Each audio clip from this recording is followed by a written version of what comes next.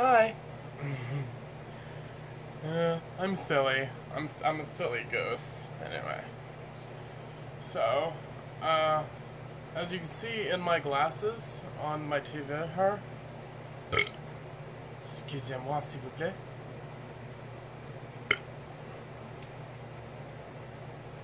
Anyway, as you can see on my glasses here on my TV, I'm watching YouTube again, because if you're on YouTube, you should watch YouTube, you know?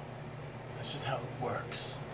Anyway, so I'm watching such as Top 15s and other things like scary stories and such like that.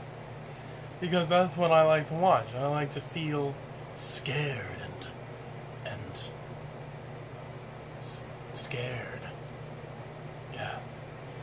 And so I'm watching this, like, 3 scary Omegle stories, and as I'm listening to the somebody else's story on what happened to them on Omegle, or is it Omegle? I don't know how to pronounce it, okay? What do you mean? Anyway, I only remember 2 of them, but something was off about them. Obviously, something was off about them. With the most part, if you're going to talk about something weird that happened to you on Omegle, and for people to actually care about it, it's more than likely going to be something like, when I was a kid, I felt like, hey, the world's a big place, I could get on Omegle, talk to somebody from around the world, and then, boom, there was a pervert, you know, because that's really the only ones we care about, because those are the only ones that make us feel like, oh my god, there are bad things in the world. Because, let's face it, if it was somebody like, suddenly my computer glitched out, and I wasn't able to get on the site for many more days after, you wouldn't give 2 craps what that story was. You just would wish it would be over. Anyway, so the first story I remember was this. It was a 15-year-old boy on Omegle, or Omegle, however you want to say it, okay? And, from the story, he said that he was in a country of which the legal age is 16, and he was 15. And he was on Omegle. I'm gonna call it Omegle, alright? For the rest of this, so I don't keep taking up time like I clearly am. So he's on Omegle, and he's 15, and he's looking for hot women roughly his age. Then he finds somebody that he can't see because the camera's off, or covered, or whatever, but the camera's, he can't see the other person. And he's told that he's talking to a beautiful 20-year-old woman, and he's a teenager. He's gonna fall for it, you know? We're all teenagers on the inside. We're gonna fall for anything. Alright, we're gullible. So, he's talking to this 20-year-old female, and they chat back and forth, and she keeps telling him to send her pictures of him without clothes on, and he does that because he actually believes he's talking to a pretty woman.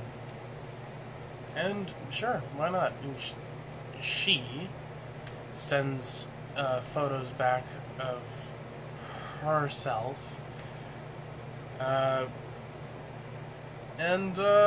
so that happens for a little while until she says she was talking to a friend of hers and was wondering if they could have a threesome. The boy was excited. He said yes. Whatever. Yeah, he's a child. He's gonna say a lot of things that when he's an adult, he's gonna be like, damn, I was stupid. Anyway, but I'm talking about his childhood right now. Okay, so he said yes. They chatted back and forth about what might happen, and then later on, it went from what he might be doing with this female to what he might be doing to a male. And that went on from what he might be doing with, you know, his bisexuality, even though he's telling them that, you know, constantly that he's straight. And, you know, it goes from bisexuality to homosexuality and keeps pushing and pushing for answers and pictures. Finally, he has enough of it. And then later on, he finds out who was talking to him, and it's always the same kind of person. It was a large, hairy man who had been talking to him the entire time. What a prick. And then the next one was of this little girl. I think she was like 13, and she thought she was talking to another girl roughly her age. Same story. They chatted back and forth like girly 13-year-olds, and then the texts toward her got a little bit pushy and more wanting, less clothing, blah blah blah, and you know, and you feel really bad for both of these people, you know? What a horrifying thing you must have gone through. You know, it must have been absolutely awful. But it peaks in my brain that this happens to, you know, kids. And let's face it, if it happened to an adult, we probably wouldn't listen to them. We'd be like, you're an adult. You should know that there's bad stuff out there. We don't care about your story. No, because if it's a child, you're like, oh my god, that's so awful. If it's an adult, you're like, you should have known. But anyway, so I always notice that it's an adult, and they think they're talking to somebody, but then it ends up being a large, hairy man. You know? And it's sad, sure. But I keep thinking, that's it. I mean, it's either a girl who thinks she's talking to another girl, and then it's a large, hairy man, or it's a boy thinking he's talking to a girl, and it's a large, hairy man. Those are the only two options. I've never seen anything other, you know? And this is why I think it's kind of messed up. I thought to myself, well, what if it had changed a little? And it was a story more like, so, when I was a little boy, I knew there was a site out there known as Omegle. I could mingle with people from all around the world and not a care, because I could just be friends with them for just a little bit at a time, and if I didn't like them, I'd skip them. But more importantly, even though I was young and a teenager, underage, blah blah blah, I was looking for a cute guy. You know, someone who could sweep me off my feet. After a while, I found him. You know, he was perfect. He was beautiful, handsome, sweet, kind, and had a nice body, blah blah blah. You know, such and such.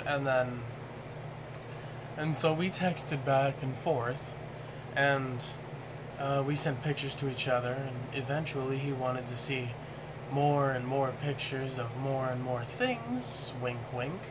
Most importantly, my knickers. Knickers.